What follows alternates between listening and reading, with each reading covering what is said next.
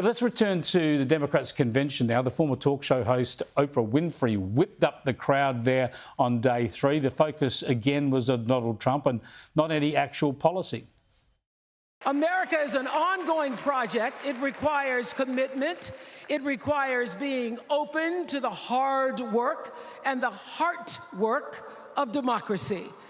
And every now and then, it requires standing up to life's bullies.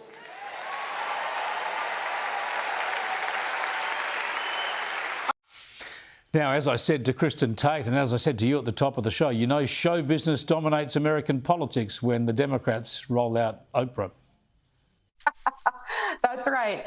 Oprah Winfrey got this huge crowd going. And I have to admit, Chris, I thought this whole evening was full of a bunch of dull speeches where not much was conveyed. But you've got to hand it to Oprah. She knows how to deliver a barn burner speech. And the Democrats, if they were smart, they would have nominated her.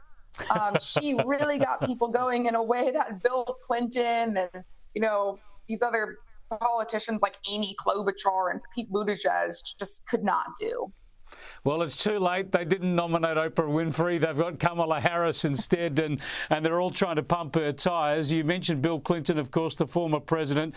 He was perhaps top billing for the day, rivaling the vice presidential nominee, Tim Walz. But let's have a look at what Bill Clinton said about Donald Trump's age. 2 days ago, I turned 78, the oldest man in my family of 4 generations. And the only personal vanity I want to assert is I'm still younger than Donald Trump. The audacity of it, Kristin. Now they finally got Joe Biden to step aside from the race. Now they're attacking Donald Trump on age. It's crazy. But you know what? I think this actually makes Trump look great, because it is kind of shocking to think about the fact that Bill Clinton's younger than Donald Trump. It shows how incredibly well Donald Trump is aging. I mean, Bill Clinton standing up there, it looks like he's about to keel over. Donald Trump almost gets assassinated. He gets shot in the ear, and he stands up and puts his fist in the air and tells his supporters to fight. I mean, it makes Trump look like a real fighter and someone of true physical strength when you think about that comparison. But yeah, I mean, it's laughable to think that now they're attacking their opponent for being old, now that they've got the young Kamala Harris in there. Yeah, look, the other thing that Bill Clinton's appearance does for me is it raises all these attacks that the Democrats have against Donald Trump over all these claims of sexual misdemeanors. And you look at Bill Clinton's record and you wonder, well, how come they lionize this former president when he's got this long list of admitted and alleged sexual misdemeanors, but somehow Donald Trump is the evil one? Yeah, the facts don't matter to these people. Bill Clinton, he's an accused rapist. He was on Jeffrey Epstein's plane 17 times. Of course, he cheated on his wife, Hillary Clinton, with Monica Lewinsky. And in the White House, in the Oval Office. Right, in the White House. And this is the man that the party that claims to be so pro-women and women, they're fighting for women. This is who they're going to embrace and elevate. It's hysterically laughable. It's just laughable and mind-blowing. But again, facts don't matter to these people.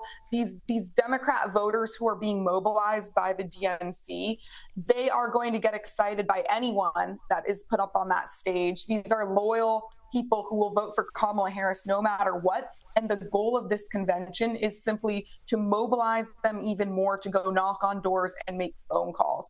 So these people, they don't care about Bill Clinton's checkered past. They just want to see famous people on the stage to get them excited. Well, a long way from there in North Carolina, Donald Trump was speaking at an outdoor rally again, this time behind bulletproof glass, but he knew that he was the center of attention in Chicago. Have a look. That charade that they have going on. They mentioned my name, I think, 271 times. They mentioned the economy like 12 times. They mentioned the border, maybe none. They don't talk about the border. Our great border czar doesn't talk about the border. But they mentioned me more than any other category. I'm now a category. They had me down today as a category. That's all they talk about. Trump, We've driven them crazy. They have Trump derangement syndrome. Yeah, Trump derangement syndrome. Hey, a telling point, though, of course, yeah, they don't talk much about the economy or especially the border. This is what I was thinking about the entire night this evening as I watched all of these speeches. This was all conveying nothing. Speech after speech was just a bunch of bumper sticker slogans that meant nothing. What they are trying to do here, Chris, is they are trying to repackage Obama's hope and change from his first campaign in 2008.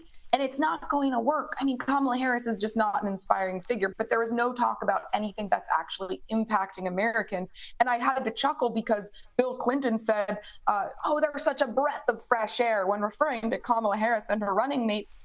Isn't Kamala Harris in office right now? It's very odd. She's kind of like running against her own record right now and promising to fix things that apparently she can't fix right now while in office. It's very strange.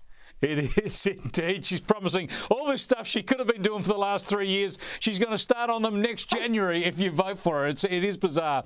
Thanks for joining us, Kristin. We'll catch up next week.